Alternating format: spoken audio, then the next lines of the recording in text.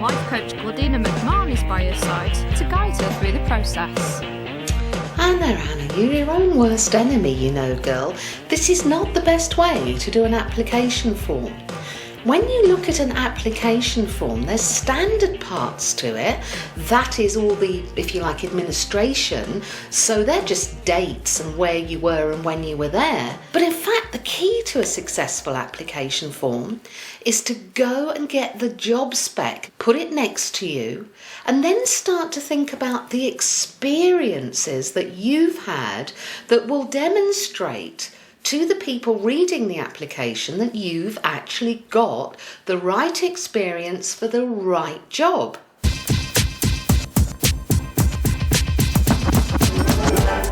Oh, well done, Anna. Actually, she's getting this one right.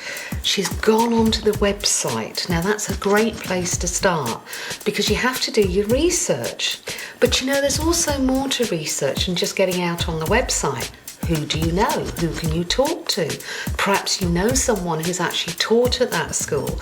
Perhaps you know a parent who's actually at that school. What do they think of the school? What are the challenges there? Because the information that you find out may well help you to craft your answers in such a way that you show yourself to be knowledgeable about the school and the kinds of challenges it has, and also the successes that it has.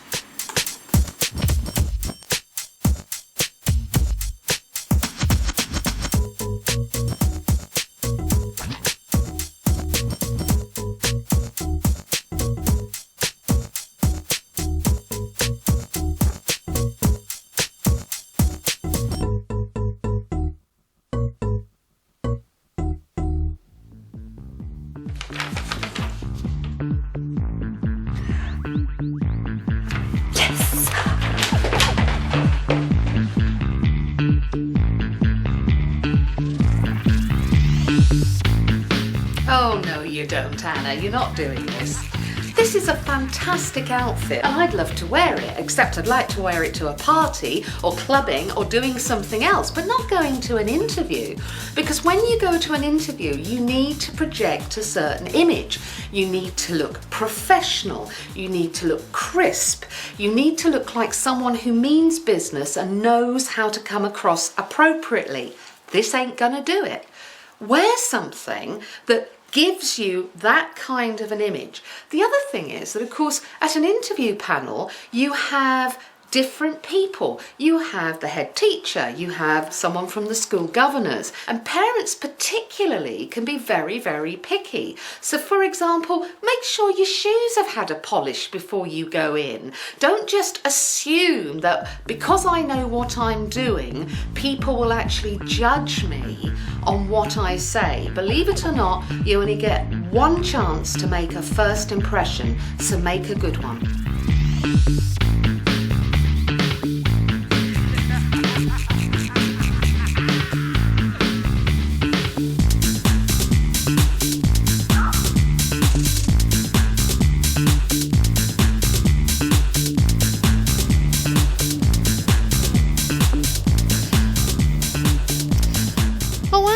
What am I going to do with you? This is not the time to be panicking over your A to Z. You don't know where you are. You're now worried that you're going to be late for your interview. And by the time you get there, you're going to be flustered, woman. So I tell you what you should be doing is at a minimum of the day before, sit down, plan your route, know where you're going to go, and then on the day of the interview, plan to arrive a minimum of a half an hour early.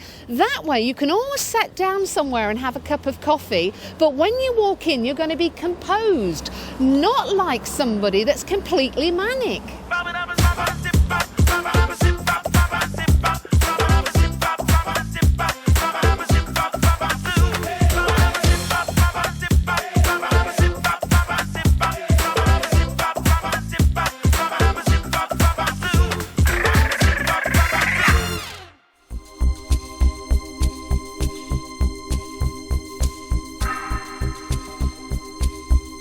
Now, Anna, you don't have to get this wound up, you know. you can actually calm yourself down.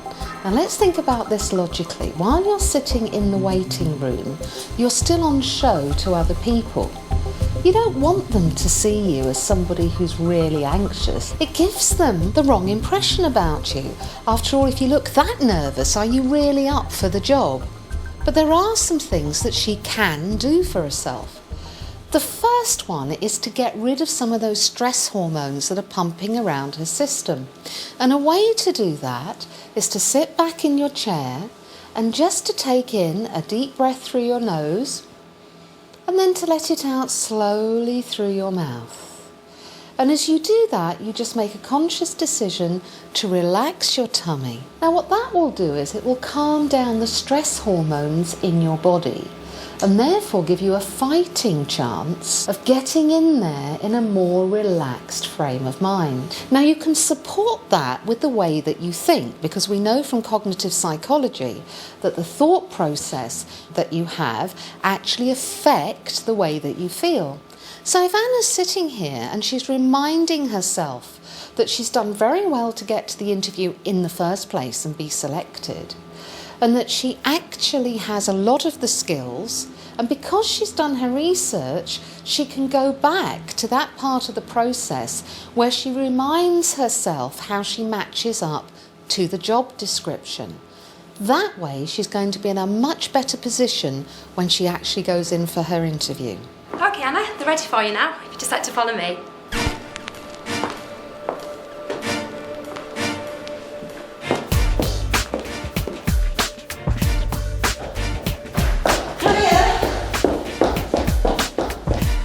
So what is Anna doing? I imagine that at this point in time, our interviewers are not particularly impressed with the way that she's entered the room. She is disorganised. She hasn't looked at our interview. She's made no eye contact whatsoever. She hasn't given them the impression that she's a professional person who can stay calm in a crisis. Now, let's be fair. Any job that you go into teaching, that's one of the things that people are going to want you to do.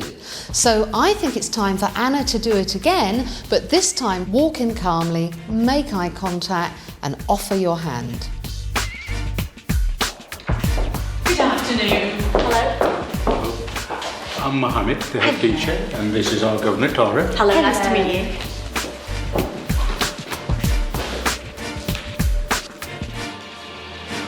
So can you tell us a little bit about yourself and your background? I don't really know what to say. Oh, this is another one for Anna, isn't it? I mean, this is a pretty standard question that you can guarantee is going to come up at every interview. In the same way as we talked about a job spec and how with a job spec you have to look at that and then look at your own experience and match it up. There are certain key questions such as, tell me about yourself.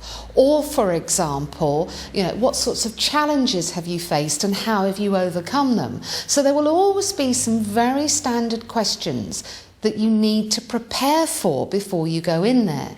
So it might be a good idea to write them down on a piece of paper, practice them in your head, and then you can look at your panel and you can give confident, succinct answers, because at the moment I think our interviewers are really wondering about Anna.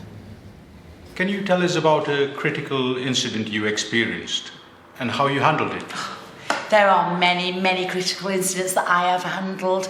Now, where do I start? Which one do I tell you about?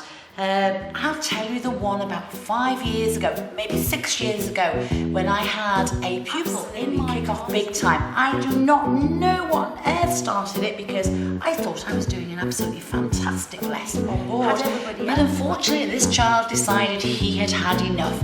How did I handle this situation? I told the child to take time out and to walk outside and to just calm down. He didn't do it. Now the crisis became a much bigger crisis without... I think Tara, Mohammed and I have just about lost the will to live with that answer.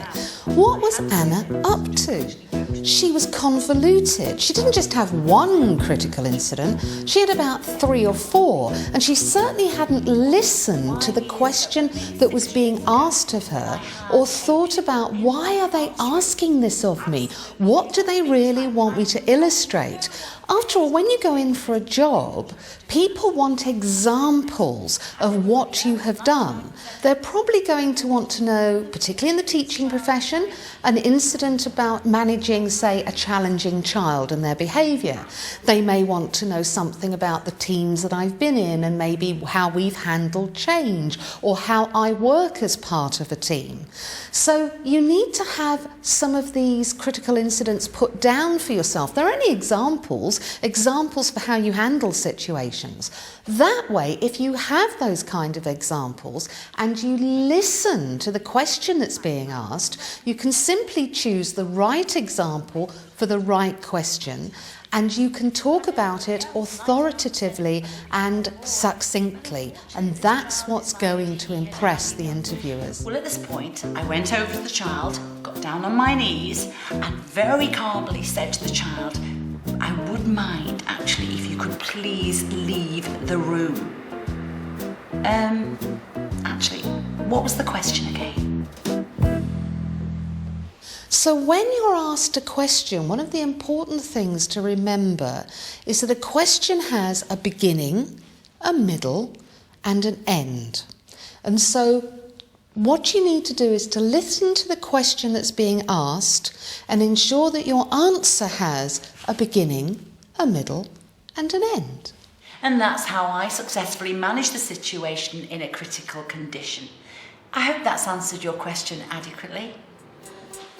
Well, I think that concludes our interview. It was very nice to meet you. Thank you for coming. Thank you for coming. Thank you, and I'm so sorry. But you must think me a right idiot. Well, if they didn't before, they certainly do now. What a way to end an interview. Anna is leaving them on a negative note. And so what's going to happen the minute she leaves the room? They're going to say, got a right one there, that's for sure. So one of the things that Anna needs to do is to get up at the end of the interview, shake hands with both individuals and say, thank you, and I'm very much looking forward to hearing from you, and then leave the room in a calm and confident manner. It was very nice to meet you. Thank you for coming. Thank you for coming. Thank you, and it's been a pleasure to have met you, and thank you for your time. Thank you. Goodbye.